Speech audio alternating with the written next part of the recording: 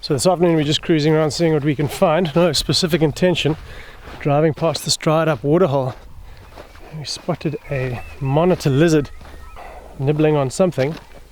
Yeah, this mud's a bit soft. And it looks like a catfish. Let's just go and have a look here. Yeah. It's a very dead barbel. Now it's at the end of the dry season. Well, we're done with the dry season now, but this waterhole's yet to fill up with any decent amount of rain. Little pools like this become the focus of a lot of activity. There are tons of tracks here, Egyptian geese, heron, and often barbel like this that can wait out the dry season in dried up mud. Often they'll become trapped in little pools like this. There's nowhere for them to go, and then they become prey for fish eagles, herons, storks, leopards. We've seen going after them like that. This monitor lizard clearly thought better of it, so he's moved off and we'll move on.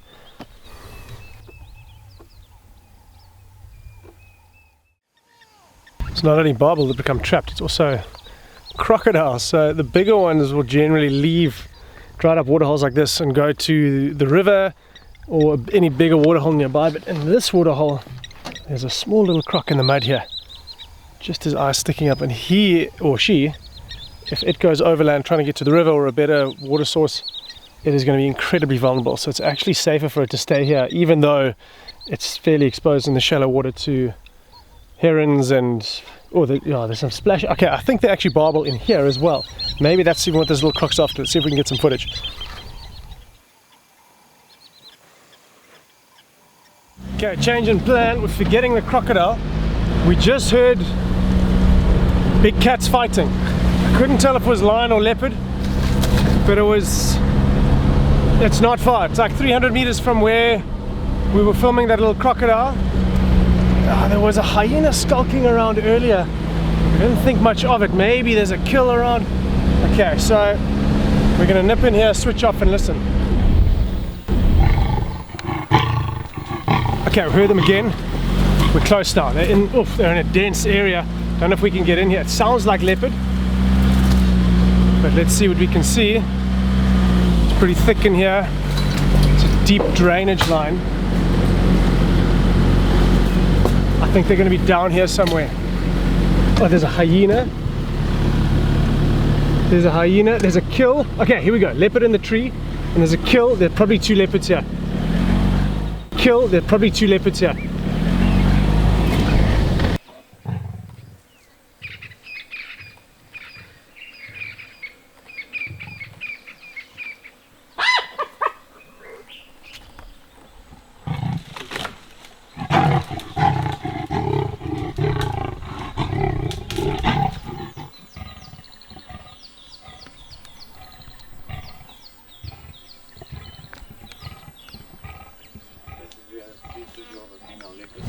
Okay, so we are now looping around because we couldn't see a lot from where we were. It looks like the Shumungwe young male has robbed an impala kill from the Clark Rock female, and yeah, 3 or 4 hyenas waiting at the base. And the way things are going, I wouldn't be surprised if that kill falls. So we're going to loop around to the far side of the drainage line and see if we can get in. And from the looks of it, there's an open space there. I think we might get a nice view.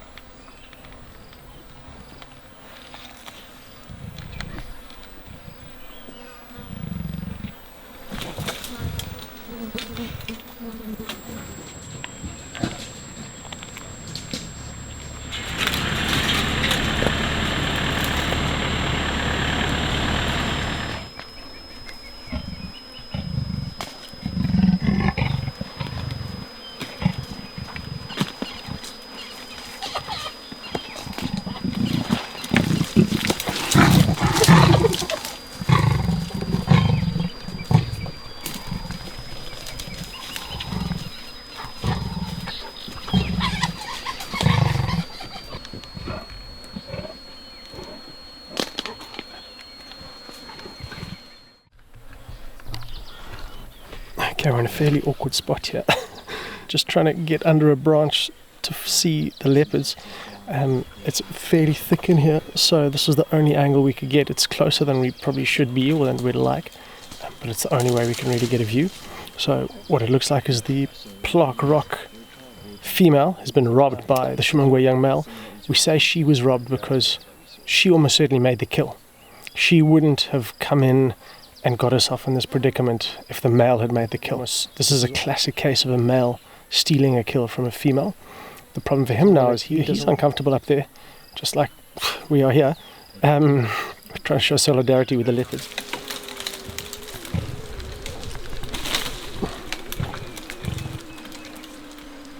The problem for him is he's uncomfortable, he wants to come down, but he doesn't want to leave the kill because he thinks she might go and steal more.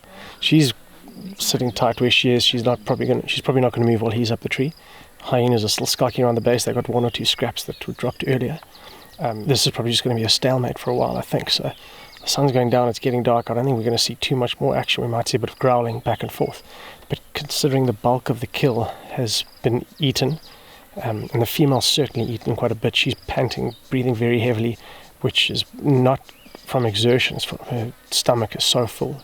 She's a bit uncomfortable, but probably not going to see too much action from the leopard. So we'll wait it out till it gets properly dark. But this was a pretty wild afternoon.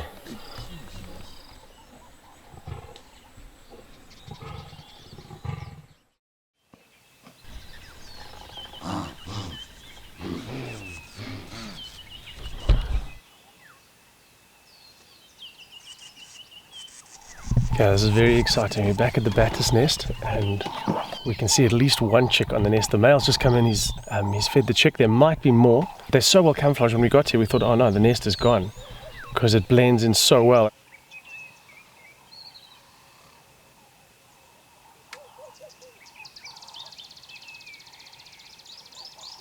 Their feathers are kind of this mottled grey that blends in with the lichen and the bark and the rest of the nest. So this is very, very special. I've never seen Batus chicks before. This is a magic sighting.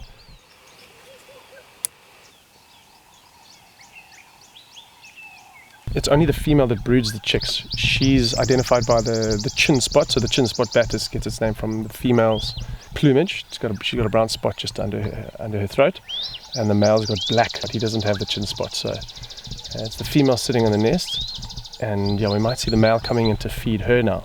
But it did look like both of them were bringing food earlier.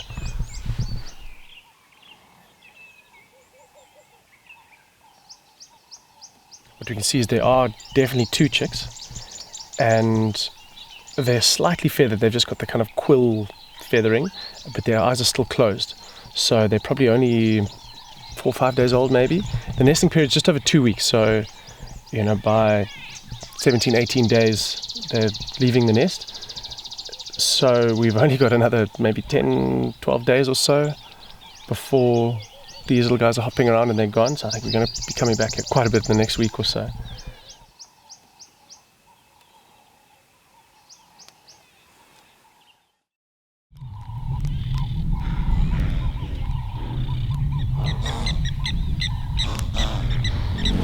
Lots of rain last night, and we stopped to have a look at a pan that had filled with water.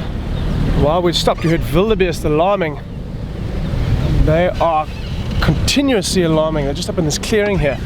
So we're pretty sure they've seen a predator. The fact that they're still alarming means there's a good chance it's still there.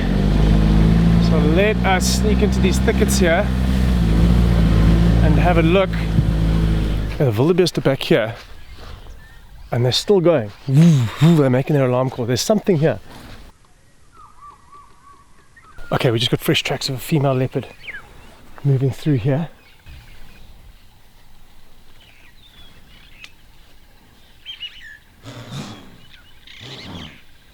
Okay, well, female leopards are notoriously difficult to track, or to follow track for track. They tread very lightly, and these are good conditions to try it because of the rain and the soft soil. So we should see a track every few meters or so, hopefully. Oh, so she's turned and come into these thickets. Guessing maybe they're Nkua or finfoot females. They looks like a young female leopard from the tracks, and this is the area that they frequent.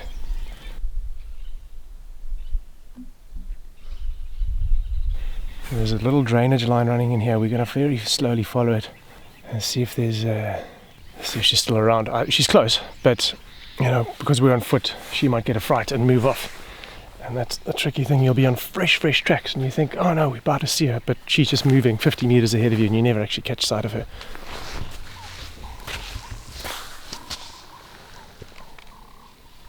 With tracks here crossing this drainage line again, this is pointing straight at the wildebeest herd where they're alarming. So almost, this leopard knows we're here and she's quite possibly watching. So it's a bit of a surreal experience, being hunkered down knowing that there's this big cat within probably 50, 60 meters. So we'll head to the edge of the clearing again. Maybe, I mean, this wildebeest is still going. So I don't know if she's just hunkered down, nervous of us, and is just waiting, but we know she's very close. Okay, we're essentially just walking in circles now. The tracks led in a big loop back up towards the clearing. The wildebeest are in the background over there. And this leopard is nowhere to be seen for now. She's not far, but my guess is she's just moving ahead of us. There you go, the wildebeest. So let's carry on. Maybe we bump into her nearby, because she'll be relaxed if we're in the vehicle. But otherwise, close but no cigar this morning.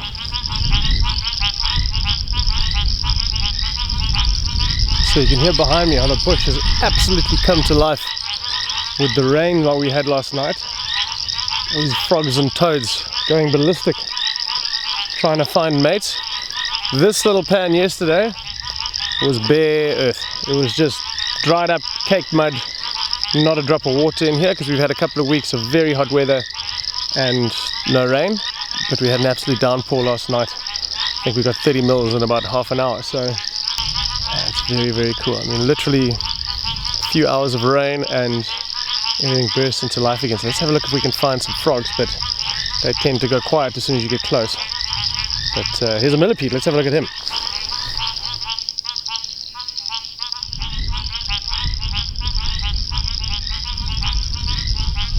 So millipedes are a species we only really see in the wet season because their main diet is decaying plant material. In the winter they curl up in a ball somewhere under a tree, or somewhere in a hole or under some bark. They look pretty exposed out in the open, but not a lot eats them. Apparently they've got traces of cyanide in their body, so they're fairly distasteful. But a couple of things do make a meal of them. Civets in particular favour millipedes. You'll often find their exoskeletons in the civet's dung. And wild dogs have seen snack at them quite a bit. But apart from that, you see them crisscrossing the road and they're generally left alone. So we'll let this guy be on about his way. Whoa, it's pretty slippery in the mud too after the rain.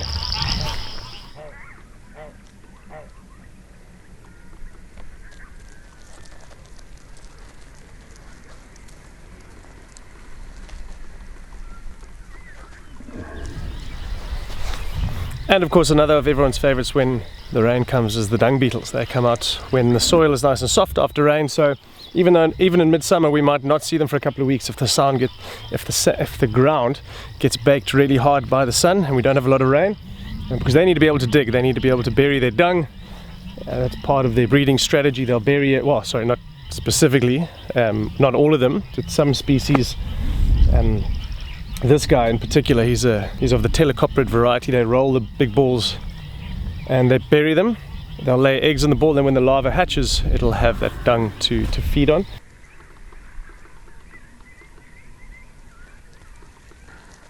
But obviously, in order to dig, they need the sand or the ground to be relatively soft. That's a very simplified explanation of the breeding strategy, by the way. But yeah, in a nutshell, oh, he's actually digging. Hang on, let's go have a look here, get a closer look.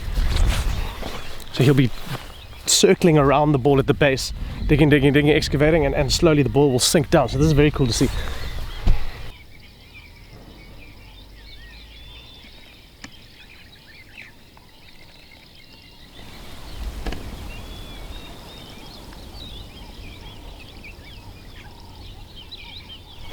I was trying to time-lapse the whole thing, but I was handheld and my knees were getting shaky, so I left the little dung beetle be. But yeah, that in essence is it. So that one's going to bury that ball there, and sometimes they'll stack up the balls one on top of the other Although having said that, that might just be a food ball. There's no female there. That'll probably just be the male rolling the ball. But yeah, the next couple of weeks we'll hopefully be seeing a few more dung beetles, so we'll go into a little bit more detail about how they operate. But yeah, the day after the rains, this is when real life starts popping out in the bush. Fantastic.